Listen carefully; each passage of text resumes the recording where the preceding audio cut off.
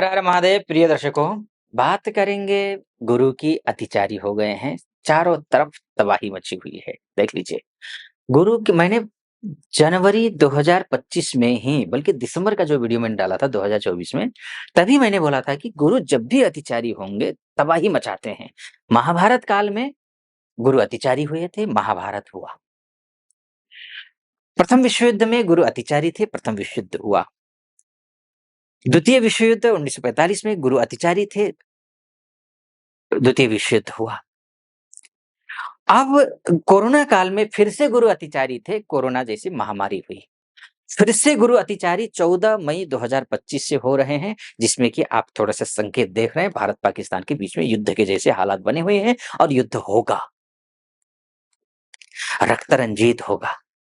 गुरु हैं, अतिचारी हैं और जब-जब शनि मीन राशि में आए हैं, भारत के ऊपर किसी न किसी प्रकार से कुछ न कुछ इस तरीके की घटनाएँ घटी हैं। ठीक है? लेकिन आपके लिए कर्क लग्न, कर्क राशि वालों के लिए क्या स्थिति रहने वाली है, इस पर चर्चा करेंगे। गुरु अतिचारी हैं, तो वो आप क्योंकि देखिए पंच तत्वों से ये संसार बना है, ये सृष्टि बनी है और पंच तत्वों से ही आप हम बने हैं। क्षिति जल पावक गगन समीरा, यही पंच तत्व हैं। इन्हीं पंच तत्वों से हमारा शरीर बना है, तो प्रभावित हम भी होंगे, देश के साथ-साथ में, विश्व के साथ-साथ में। तो आपके लिए क्या प्रभावित रहेगा, शुभ या अशुभ? इसी विषय पर चर्चा करेंगे। मिथुन राशि की बात होगी और ये कब से कब तक है? 14 मई से लेकर के 2 जून तक, 26 2 जून 2026 तक ये रहेगा अतिचारी। ठीक है? बहुत कुछ होगा। आइए इसको समझते हैं, डिकोड करते हैं। सबसे पहले तो अच्छी बात ये है कि शनि का जो ढैया था वो निकल गया, अच्छा है। लेकिन गुरु जो है आपकी राशि से अष्टम में जाएँगे। गुरु आपकी राशि से अष्टम में जाने का मतलब ये है, माफ कीजिए अष्टम नहीं, द्वादश में। आपकी राशि से द्वादश में जाने का मतलब ये है कि शुभ नहीं है, आपके लिए बिल्कुल शुभ नहीं है। आपका भाग्येश भी द्वादश में त्रिकस्थ होता है, तो निर्भाग्य योग निर्माण होता है। आपके लिए गुरु का परिवर्तन बहुत शुभ नहीं है। आप ये सोच रहे होंगे कि अब शनि के स ढैया से मुक्त हो गए हैं, तो अब तो बल्ले-बल्ले। तो आप थोड़े सावधान रहिए, सतर्क। किन लोगों के लिए खराब रहने वाला, कितना खराब रहने वाला, कितना अच्छा। खराब अभी तो मैंने खराब बोला है, अच्छा भी है, बहुत अच्छा है। क्या अच्छा है, ये भी बताऊँगा। लेकिन उससे पहले आप ये मत सोचिएगा कि कुआँ से निकले और बस खाई में गिर गए, ऐसा तो नहीं। तो नहीं, ऐसा भी नहीं है। खराब है, निस्संदेह है, लेकिन उतना खराब नहीं है, उसको ठीक किया जा सकता है। कैसे ठीक कर सकते हैं, पहले ये आप समझ लीजिए।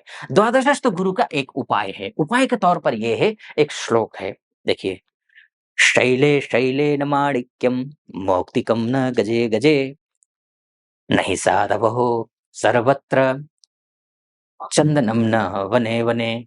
यानी हर एक पहाड़ में माणिक्य मोतियां नहीं मिलती हैं, रत्न नहीं मिलते हैं। हर एक हाथी में गजमुक्ता नामक मणि नहीं मिलती है। उसी तरीके से हर जंगल में चंदन के पेड़ नहीं मिलते हैं। उसी तर्ज पर हर जगह अच्छे और साधु पुरुष, सभ्य व्यक्ति नहीं मिलते हैं। तो सबसे पहले काम आपको क्या करना है? उन सभ्य व्यक्तियों का संगत करना है, क्योंकि द्वादशस्थ गुरु है। द्वादशस्थ गुरु यात्राएँ करवाता है। द्वादशस्थ गुरु आपको धर्म कर्म करवाएगा, पूजा-पाठ करवाएगा, अच्छे लोगों के साथ में उठना-बैठना करवाएगा। ऐसे लोगों के साथ में उठना-बैठना करवाएगा जो आचार, विचार, व्यवहार, संस्कार जिनके अच्छे हैं। अगर उनसे आप विमुख हुए, तो आप निस्संदेह बहुत नुकसान में जाने वाले हैं, क्योंकि निर्भाग्य योग निर्माण हो रहा है, एक तरीके से तो। दूसरी तरीके से इसको दूसरे पॉइंट ऑफ व्यू से भी देखते हैं, क्योंकि एक ही तरीके से कुंडली को नहीं देख सकते, एक ही चश्मे से कुंडली को नहीं देख सकते। हर एक दृष्टिकोण से कुंडली का एनालिसिस करना होता है। तो अब ऐसी स्थिति में गुरु जो हैं, ये विपरीत राजयोग भी बना रहे हैं।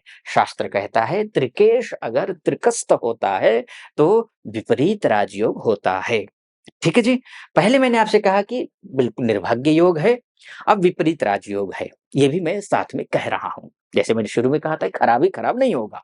अब क्या है कि विपरीत राजयोग में होता क्या है, नाम से ही स्पष्ट है। विपरीत परिस्थितियों में आपको धकेल देता है गुरु। विपरीत परिस्थितियों में धकेल देगा। लब जब आपको लगेगा अब तो कहानी खत्म है, अब कुछ नहीं बचा, सब कुछ बर्बाद। इस स्थिति में आपको पहुंचा देगा और कमबैक करवाएगा। विपरीत राजयोग का यही फल मिलता है। लेकिन कमबैक वो करेंगे जो मैंने आपसे कहा कि अच्छे आचार विचार व्यवहार संस्कार वाले व्यक्तियों से आपका संगत होना चाहिए, आपका उठना बैठना होना चाहिए और स्वयं में भी वो सद्गुण होना चाहिए। अवगुणों से भरे हुए हैं तो आशा छोड़ दीजिए, उम्मीदें छोड़ दीजिए, आपको निराशा होने वाली है। ठीक है जी। आगे में क्या-क्या और होगा, कब-कब होगा, कब कितना मिलेगा और किन-किन को मिलेगा, ये भी मायने रखता है। 66 करोड़ के आसपास में कम से कम ये कर्क राशि वाले हैं। अगर आप 8 अरब लोगों को 12 राशियों में डिवाइड करते हैं, तो इतने ही निकलते हैं। तो सबके साथ एक जैसा नहीं होगा। किनको मिलेगा, किनको नहीं मिलेगा, ये मैं बताऊँगा। उससे पहले एक निवेदन आपके समक्ष रखना चाहूँगा। यहाँ तक पहुँचे हैं आप और मेरा विश्लेषण सटीक लग रहा हो, तो चैनल को सब्सक्राइब कर दीजिएगा, वीडियो को लाइक और कमेंट बॉक्स में जाकर के महादेव का भक्त हूँ और गर्व से कहता हूँ महादेव का भक्त हूँ, आप पर भी कृपा बनी रहे महादेव की, ऐसी मेरी कामना। हर हर महादेव! अगर सटीक लग रहा हो तो लिख दीजिएगा, महादेव का नाम लिख करके आगे आगे बढ़िए, शुभ ही शुभ होगा, कल्याण ही कल्याण होगा। चलिए, उससे पहले इस वीडियो में खासकर मैं एस्ट्रो मुक्ति जो मेरा वीडियो चैनल है, यूट्यूब चैनल है, तो उसमें मैं नक्षत्र की भी बात करता हूँ।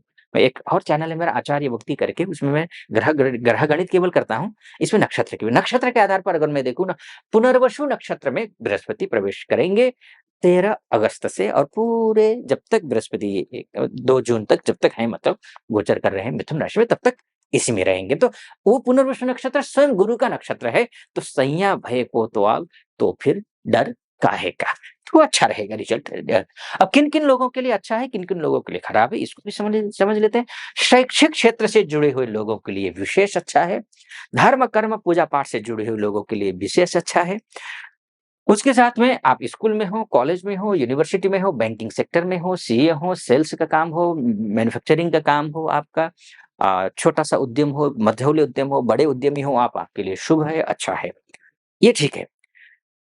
गुरु का ये परिवर्तन। विदेश में रहने वाली बहुत सारी हमारी माताएँ हैं, बहनें हैं, उनके लिए तो मैं बोलूँगा विशेष रूप से ठीक है। मेरे भाई बंधु हैं, उनके लिए विशेष रूप से ठीक है, अच्छा है, शानदार समय है, निश्चिंत रहिए, ठीक है। अब देखते हैं कब से ये रिज़ल्ट मिलेगा, ये समझ लीजिए। रिज़ल्ट आपको मिलेगा 12 जून से 9 जुलाई तक रिज़ल्ट नहीं मिलेगा, 0, क्योंकि उस समय विकल अवस्था में बृहस्पति रहेंगे।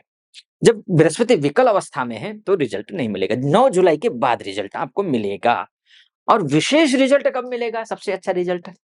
शास्त्र तो कहता है कि वक्रिणस्तु महावीर्याः, वक्री ग्रह शुभ होते हैं, अच्छा होता है, अत्यंत बलवान होता है। अगर वो शुभ हो तो आपके लिए तो शुभ है। तो अब ऐसी स्थिति में क्या होगा कि आपको 11 नवंबर से लेकर के 11 मार्च के बीच में विशेष लाभ आपको मिलेगा, ये भी आप समझ लीजिए। उसी बीच में बृहस्पति जो है आपकी ही राशि में आएँगे और ये आपकी राशि में 18 अक्टूबर से लेकर के 5 दिसंबर के बीच में रहेंगे।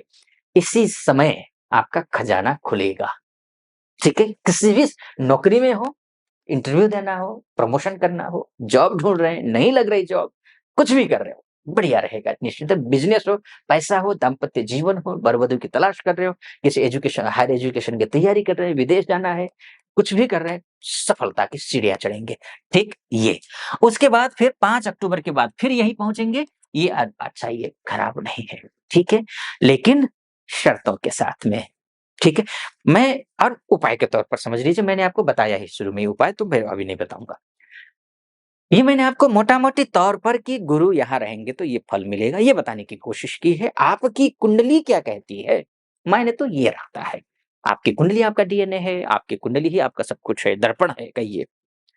ऐसी स्थिति में आप अपनी कुंडली के बारे में चर्चा करना चाहते हैं मुझसे, तो नीचे नंबर है, उस नंबर पे कॉल कीजिए, व्हाट्सएप कीजिए, मेरी टीम से बात कीजिए, अपॉइंटमेंट ले लीजिए, मैं स्वयं आपकी कुंडली का विश्लेषण करूँगा। सटीक लगा हो, सब्सक्राइब, लाइक और कमेंट ज़रूर कर दीजिएगा। आप खुश रहें, प्रसन्न रहें, महादेव की कृपा आप पर बनी रहे, ऐसी मेरी कामना। फिलहाल अनुमति दीजिए। हर हर महादेव।